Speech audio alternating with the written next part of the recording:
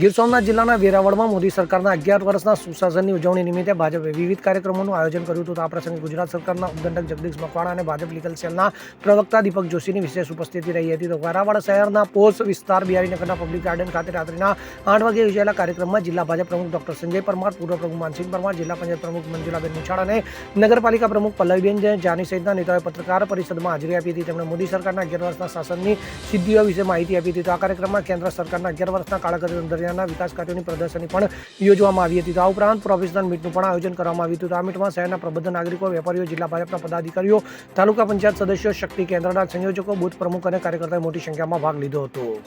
Bureau report CN24 news.